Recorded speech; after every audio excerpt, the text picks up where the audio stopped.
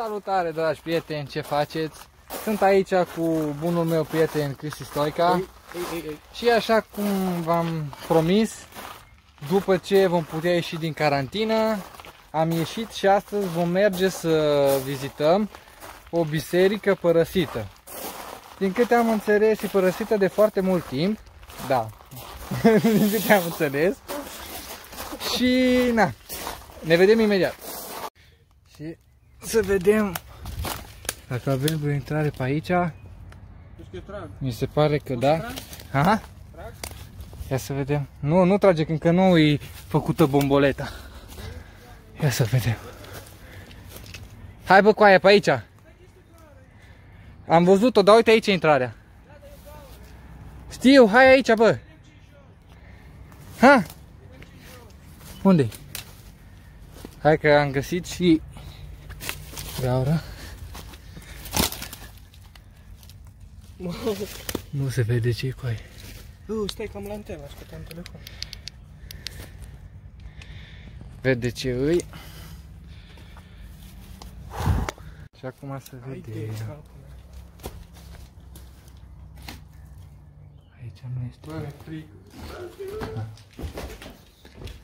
Mingea. Bă, frate, ești nebun. Ridică. No. Ce e ce cu aia? Te duci pe sau nou? Zi intră acolo, frate. Hai bă, hai să vedem împrejurimile. Uite pași, frate. Unde? Da. Mamă. Asta e biserica aia părăsită, frate. Da. Taci mă, fâia. Ia.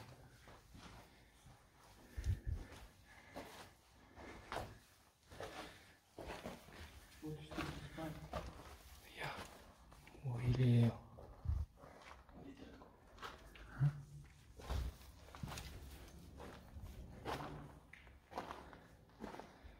Păi ești nebun.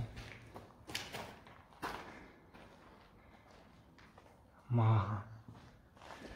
Ăsta este primul meu video, dar e cam înfricoșător un pic. Am venit pe timp de zi ca să vedem ce îi. Aici sunt niște scări care duc sus acolo, dar nu ne riscăm pentru că e pe căzute. Da, aici era Dumnezeu. Da, uite acolo. 6. Da, e...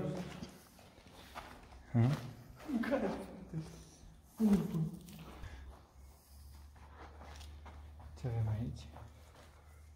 Da, nimic. Bă, de aici... Duc sus acolo, bă.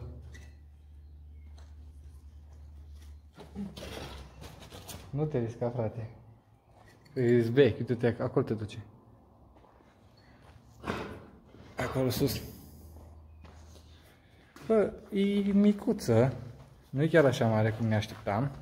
Bă, dar mi-e frică să mă duc. Dar, ha? Mi-e frică să mă duc. E, și mie mi-este un pic, dar ce trebuie să facem? Trebuie să facem pentru abonații noștri prieteni. Stai să vă arăt un pic. Da, și aici. Bă, dar mi-a dat pe ăsta, frate, unde e pot? Tu ține, că după aceea tragem cu el. Aici? Duce sus. A, pe aici am intrat, da. Hai să mergem sus. A, nu pe aici am intrat, cu aia, pe acolo am intrat. Aici am. Hai să acolo. Da. Asta e de rău. Asta e de rău. După. Ce să taci.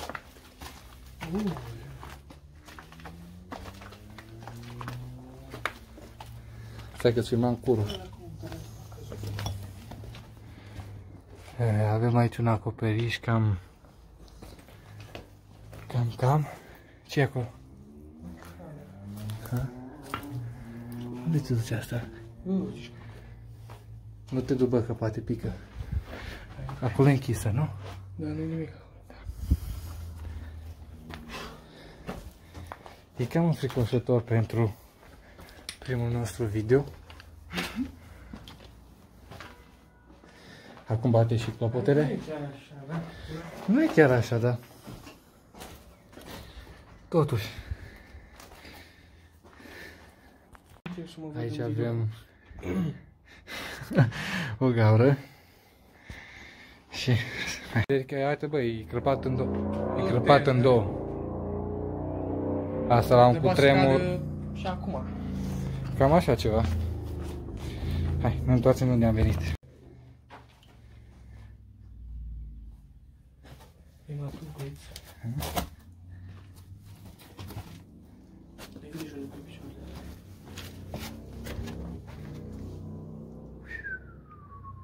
Uite un ursuleț. Dă-te, naibii. Hai, mergem? Hai, hai.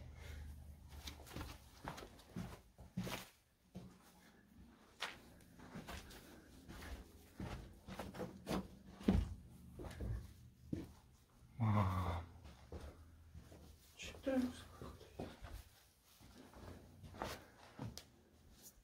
Cine Bă, ești nebun. Ce-i, frate, intrăm? Aici a făcut-o la poză. Da, uite, urmi. Fii de la cineva care face o glumă.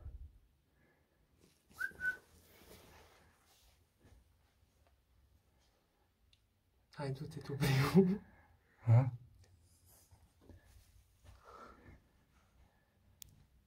E cam teamă, bă, sincer. De ce e acolo? De ce nu-i, băi? Nu știu. Te duci tu sau e? Merge primul. Du-te tu primul. Dar cine n-ai, nu poate fi acolo? Cred că tot pe aici, măi. Mai e nimic. Hai, până la capăt, coiță.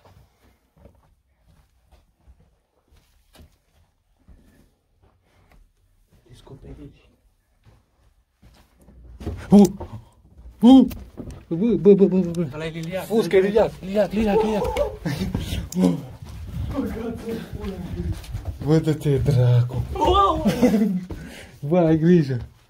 Mamă, ce m-am speriat, bă. Dar mi-a trecut acum pe la capăt. Bă, ești nebun. A trecut un liliac fix deasupra capului. Ha? Ba da, filmam, am prins tot. Și ne-am căcat de noi, dacă...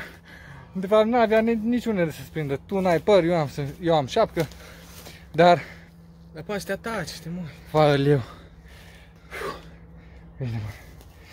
Pentru că s-auzea ceva, dar nu știu dacă s-aude în videoclip, dar ca și cum ar fi fost ceva. Dar a fost liliacul. Noi ne-am speriat și am fugit sus. Da. Și cam atât pe ziua de astăzi. Am venit și noi primul nostru videoclip făcut în locuri părăsite. Micuță, dar cât de curând vom mai filma și în alte locuri mai înfricoșătoare, pentru că nu-i cine știe ce. Dar oricum, e și mică, e și na, ați văzut și voi. Cam nu prea am avut ce să vedem. Acolo jos, da, și eu. Acolo jos e ceva săpat, dar sunt lilieci și mie cam este foarte frică de lilieci de când eram mic și așa că nu cred că intru înăuntru. Dar data viitoare vom vizita ceva mai wow un pic, pentru că nu prea am avut ce filma pe aici. Și până data viitoare, eu v-am pupat, v-am salutat și rămâneți cu bine. Ceau, ceau!